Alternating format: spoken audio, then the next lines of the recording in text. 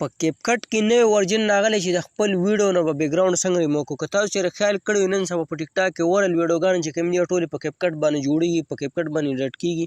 خو موږ اکثر چې کله ویډیو ایډیټ کوو نو زموږ ویډیو شاته یو بیکګراوند راغلی وي، هغه موږ د خپل ویډیو نه لرې کوو. نو ډېر ملګري په دې باندې نه پوهېږي نو په کومه طریقه به دا بیکګراوند ریموو کوو چې زموږ ویډیو شاته بیکګراوند هم ښکلی راشي او ویډیو ښه ښکلي ایډیټ شي. داسې ویډیو بیا اکثر ورل کېږي هم. نو ډېره اسانه طریقه ده. ویډیو لازمي ګوره، ویډیو خپلو ملګرو سره شیر کړه، زموږ د پیج سره لایک کړه، زموږ د یوټیوب چینل کم ټیکنیکل بونیر چې دی هغه که په لومړي ځل څوک راغلي وي زموږ چینل ته نو داسې قسم ویډیوګانو دپاره زموږ چینل ضرور سبسکرایب کړئ چې هسې ویډیوګانې تاسو ته په ټایم باندې میلاویږي. نو فرسټ اف آل به تاسو راشئ کیپکټ به هر یو کس ډاونلوډ کړی وي، یعنې څوک چې په کیپکټ باندې ویډیو ایډیټ کوي، که نه یې ډاونلوډ کړی نو پلې سټور ته لاړ شئ، کیپکټ نیم به ولیکئ او هغه به تاسو ډاونلوډ کړئ. چې کله هم کیپکټ اپلیکیشن ډاونلوډ کړو نو به تاسو اوپن کړئ، نو هلته تاسو ته لیکلي نیو پروجیکټ، په دې به تاسو کلیک کړئ.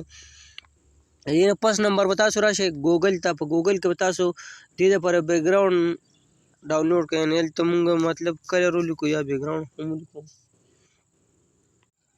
په ګوګل کې به راولیکئ کلر شو یا بیکګراوند شو، دواړه یو حساب دی. نو چې دا هم کله ولیکو هلته به تاسو راشئ ایمیج ته. ایمیج ته راشئ، په دې کې به تاسو یو ښه غوندې بیکګراوند راوالی چې کم ستاسو خوښ وي، یعنې چې کم ستاسو پکچر سره ډېر ښه ښایسته ښکاري نو هغه شانتې بیکګراوند به تاسو یو راوالی او دلته به یې ډاونلوډ کړئ.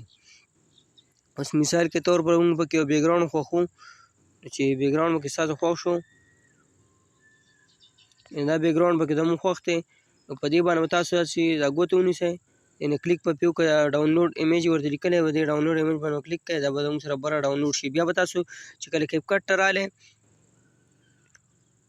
کیپکټ ته چې رالی کیپکټ کې نیو پروجیکټ به ووایئ، چې نیو پروجیکټ کوم ووایو، دلته ویډیو د پټو ته به راشئ، پټو کې به ایمیج راوالی، بیا به لاندې ایډ ته ښکاري په دې به کلیک کړئ. چې په دې هم کله کلیک کړو بیا زه لاندې لیکلي اورلی باندې به کلیک کړئ، بیا په ایډ اورلی باندې کلیک کړئ، دې پله به د ویډیو باندې کلیک کړئ. هغه ویډیو به تاسو راوالی کوم چې تاسو بیکګراوند ریموو کوئ او د خپل کیپکټ یعنې ټیک ټاک دپاره خپلې ویډیو ایډیټ کوئ نو هغه بیکګراوند به تاسو یعنې هغه ویډیو به تاسو سلیکټ کړئ. چې هم سلیکټ کړه کله دلته به تاسو هغه ویډیو راولئ، چې ویډیو هم کله راوسته بیا به دې پلې تاسو لاندې راشئ، هلته ورته لیکلي دي کټ آوټ ورته لیکلی دی ایډیټ سره خواته، په دې به تاسو کلیک کړئ. چې په دې هم کله کلیک کړو هلته ورته لاندې لیکلي ریموو بیکګراوند، په ریموو بیکګراوند باندې به کلیک کړئ. دې نه چې کوم بیکګراوند چې کوم دی هغه به تاسو ته ریموو شي، یعنې دا بیکګراوند مونږ سلیکټ کړی نو هغه دا مونږ د دې بل دغه نه بیکګراوند ریموو کړو. صبر وکړه، په دې ویډیو باندې تاسو کلیک کړئ چې په کیپکټ باندې ریموو بیکګراوند باندې کله کلیک کړو نو مونږ چې کوم ویډیو ده اینه بیکګراوند تاسو ته ښکاري هغه ریموو شو. لومړی پس نمبر چې کوم ویډیو هم تاسو کته چې لاندې ورته سره راولي زموږ ویډیو نه بیکګراوند مکمل ریموو شو.